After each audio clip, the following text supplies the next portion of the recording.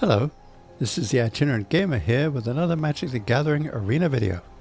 So I thought today, it being the holiday season and me feeling a bit silly, I thought we'd just play something a bit janky today. I don't expect to win any games, to be honest with you. But this week, at least, I thought what we would do is just play through some games here to get these land quests done. So I built myself this absolutely ludicrous deck here that all it does, it doesn't honestly have much in the way of winning conditions or anything like that.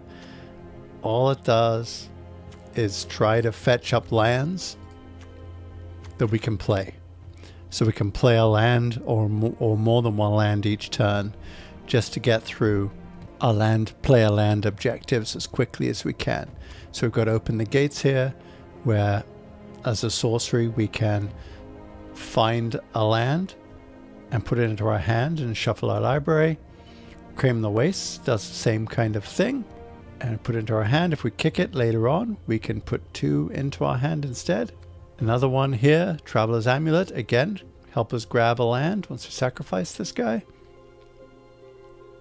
Another one where we can fetch a land. This also acts as a creature to block to keep us alive for a bit longer. Then we got Azusa, Lost But Seeking. It's a legendary creature human monk at rare, and we can play 2 additional lands on each of our turns. Now, because this is janky, I decided not to spend any wild cards on it. I don't have a lot of rare wild cards left, so I wanted to make sure that I didn't eat through all of my rare cards just for a silly janky deck like this.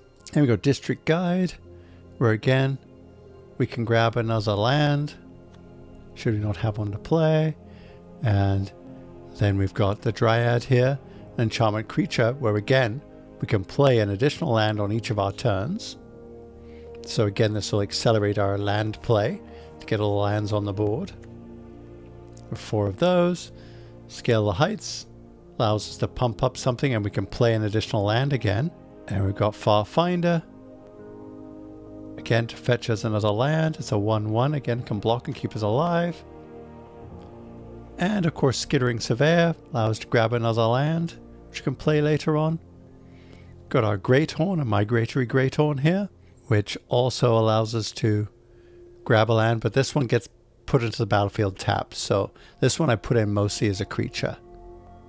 And a little bit of ramp too at the same time. And we'll keep our hand size a bit under control too. We got Nissa here, where we can use all these lands we played, turn them into creatures, and fight with them. And because it's only about playing lands, doesn't matter if they die, we'll always be playing more. And I think we only have 1 Nissa in my collection currently. Yep, only 1. She might be more useful to get more, spend more wild cards to get, but I've only got 2 left. So depending on how this deck does, these are the type of assignments, these dailies come up quite often, so maybe I'll make some edits in a future video to make this deck a bit more competitive, but right now it's essentially just a pile of jank. And then we've got here where we can play an additional land again, and also other cards as well from the top of our library, and everything else along with Fabled Passage to get more lands. So if we have any win con at all here, it's Nissa. And I said if I was willing to spend a few more wild cards, but if I was going to spend any wild cards, it would be on this, on Nissa who shakes the world. Because she does allow us to turn our lands, all these lands we've played, into creatures. Alright. So having said all of that, let's get into our first game.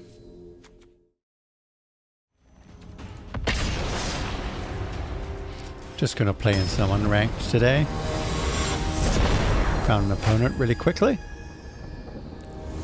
Domestinator. Got 2 lands. The appropriate colors. I think this is keepable enough.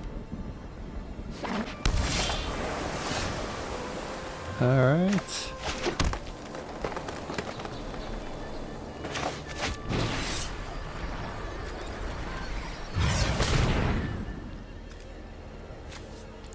I think we'll grab a forest here.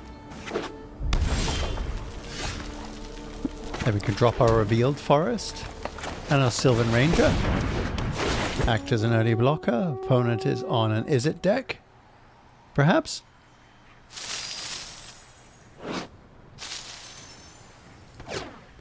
And yep, sure, we'll search for a basic land.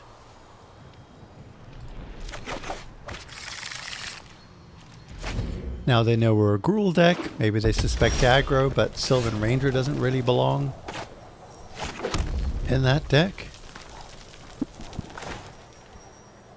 Let's see here. Since our objective is to play additional lands, I think we'll do... Let's see here. What do we do here? District Guide, Greathorn. I think we do you, and then maybe we'll mutate you next turn if you survive. And then we'll play out another land.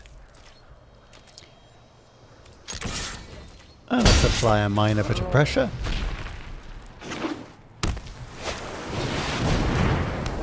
Oh, that is a lot of blocking. Okay, some extra tax on us targeting that. We won't be targeting it anyway, so we don't really care. So let's Greathorn for the mutate cost onto... Let's see here. I'm not sure it really matters. Do it on the Sylvan Ranger. Put it on the over.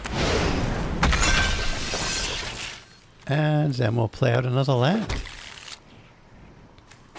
And another land. And let's see here. Let's grab ourselves another land so you can see where this is going, right? Yep. And we'll attack in. Get a little bit of damage in past that blocker.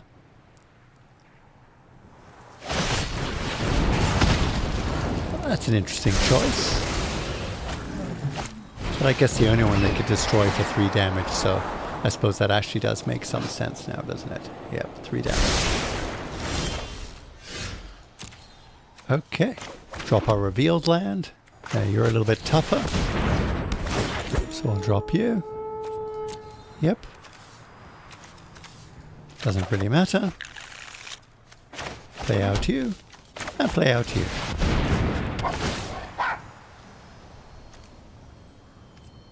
Sure. Okay, so let's see here. So they can't kill either one of our creatures. Alright. They're definitely on some kind of Is It spell stack.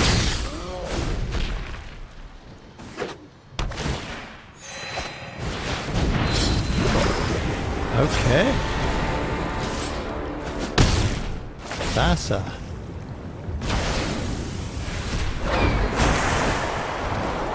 Aha. Card draw. So we're going to have that other enchantment that gets pumped up every time they draw something.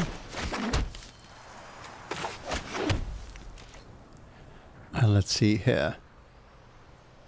Do we attack at all? I don't think we do. There's no real benefit to attacking, is there? No attacks. Double vision, eh? Ouch. Sadly, our deck doesn't really have any removal. So yeah, they'll bounce that back. Give themselves a 2 scry.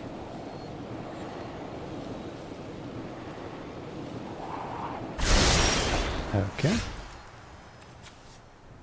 Play our land for the turn. Traveler's Amulet.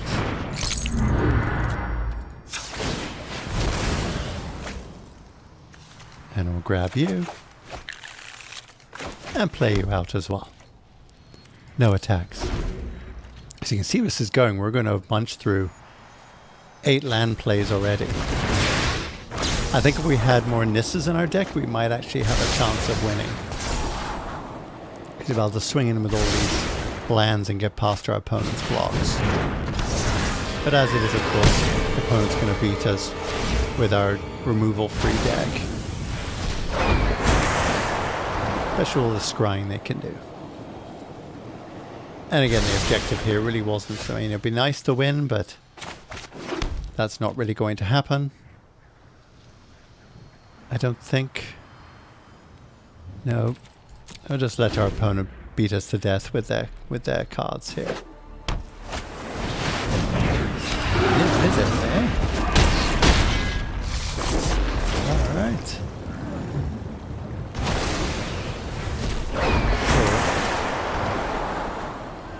Not sure why some folks do that. I think their value of what good game means may be a little different. I protect that which cannot protect itself. The land shall conquer you. And then we'll just attack, force our good gaming opponent to do a whole bunch of blocks that they really don't need to do. Because people can't help themselves. And there we are. I think if we'd gotten Nissa out early, we might have had a better chance. But like I said, the objective of this one, as you'll see, is just to crunch through our lands here. And you see we already got to 13. Close to halfway through on both. Alright guys, so that's going to do it for this one. And the next video, we'll continue grinding our way through this. This has been the Itinerant Gamer. I want to thank you so much for watching. And we'll be back to more regular videos after the holidays. But perhaps I'll start doing some more deck building and things like that. But for now, with all the things that are going on with the holidays, I'm just going to do some really quick videos for this week. During the Christmas week, I'll probably take a vacation from recording. Then be back after the holiday season. So there'll be videos next week and this week. And I think the week of the holidays, where I'll also be off at work, I think I'll probably also have a hiatus on videos. I'll let you know in next week's videos what's going to go on there. Anyhow, thank you so much for watching. And please stay healthy no matter where you are in the world. And we'll see you in the next one. Bye for now. This has been Ian, the Itinerant Gamer, and thank you for watching, liking, and subscribing.